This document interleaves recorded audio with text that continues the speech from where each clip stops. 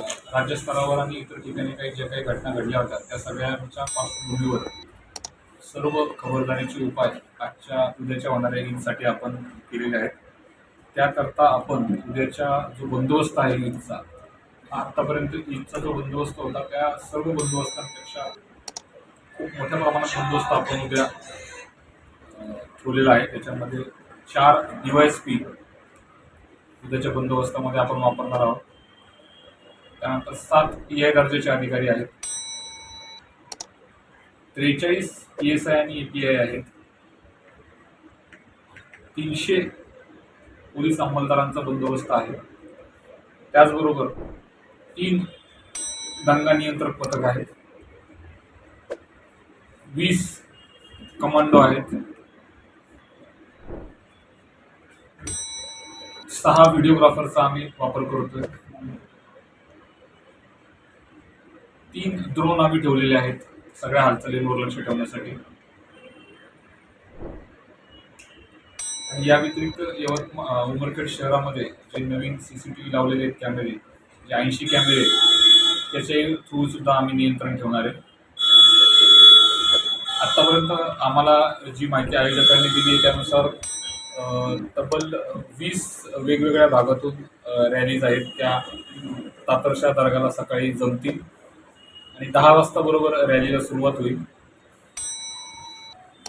रॅलीच्या सर्व आयोजकांशी आम्ही समन्वयामध्ये आहोत आणि त्यासाठी त्यांना आम्ही रॅली समाप्तीची वेळ ही 4 वाजताची दिलेली आहे.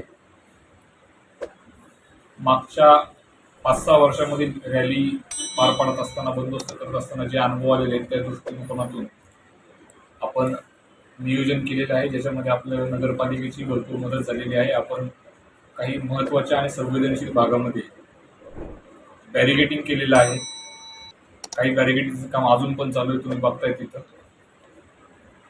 या व्यतिरिक्त ज्या उंच इमारती आहेत रॅली मार्गावरच्या, त्या उंच इमारतींवर सुद्धा आम्ही आमचे निरीक्षणाकरता लोक ठेवलेले आहेत. या रॅलीमध्ये जी आम्हाला महत्त्वाची बाब गेल्या वर्षी आढळली होती आणि जी एकदम चुकीची होती, ज्याबाबत आम्ही आयोजकांशी वेळोवेळी संपर्कात होतो, त्या अनुषंगानं आम्ही आता त्या बाबतीमध्ये यावर्षी धोरण स्वीकारलेलं आहे. आज रात्री संध्याकाळी 9 वाजल्यापासून रात्रभर उमरखेड शहरामध्ये ज्या 7 ठिकाणांवरनं उमरखेड शहरामध्ये प्रवेश केला जातो वेगवेगळ्या भागातून, त्या 7ही ठिकाणी संध्याकाळपासून आज नाकाबंदी चालू होणार आहे. या नाकाबंदीमध्ये संशयित वाहनांची तपासणी, संशयित व्यक्तीची तपासणी आणि जे गुन्हेगारी पार्श्वभूमी असणारे लोक असतील, जे समाजकंटक असतील किंवा ज्यांच्यावर आमचा वॉच आहे, असे लोक जर आम्हाला आढळले तर त्यांना आम्ही तात्काळ डिटेन करण्यासाठी त्या नाकाबंदीमध्ये करणार आहोत. ही नाकाबंदी जी रात्रभर चालू असणार आहे, ती नाकाबंदी सकाळी त्यांची शिफ्ट बदलेल आणि सकाळी 5:30 वाजल्यापासून परत उद्या दुपारी 12 वाजेपर्यंत त्याच ठिकाणी नाकाबंदी होईल. या व्यतिरिक्त पुसद रोड, महागाव रोड आणि किनवट हिमायतनगर रोड या रोडने येणाऱ्या नाकाबंदी, या एक्स्ट्राच्या 4 नाकाबंदी आम्ही त्या साईडला लावून ठेवलेल्या आहेत, ज्यामध्ये तिथले ठाणेदार जे आहेत, पुसद ग्रामीणचे ठाणेदार, उपळीचे ठाणेदार, दराटीचे ठाणेदार, धानकीचे ठाणेदार, हे त्यांच्या भागामध्ये सुद्धा नाकाबंदी करून ठेवणार आहेत.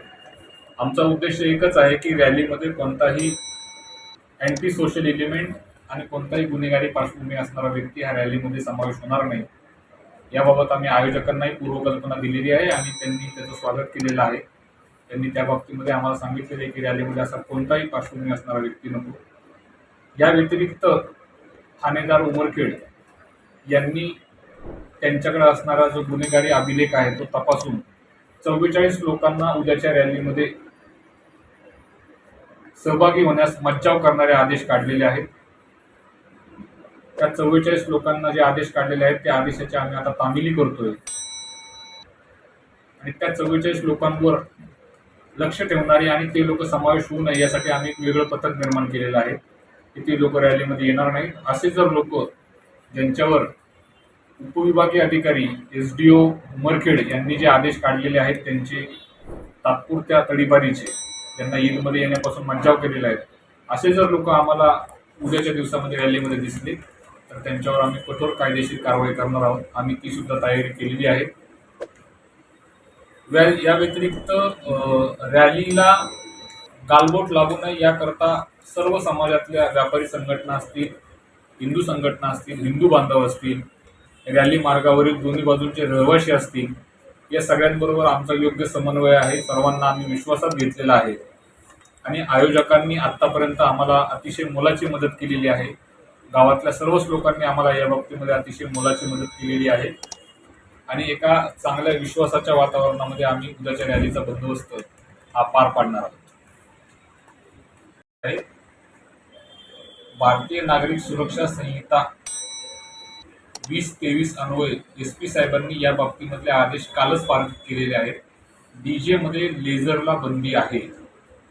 हा मागच्या वेळेचा अनुभव आम्ही लक्षात घेऊन निर्णय घेतलेला आहे आणि त्याचे आम्ही रितसर आदेश पण काढलेले आहेत. आदेश व्हायरल करून टाका लेझर बंदीचा तिथं.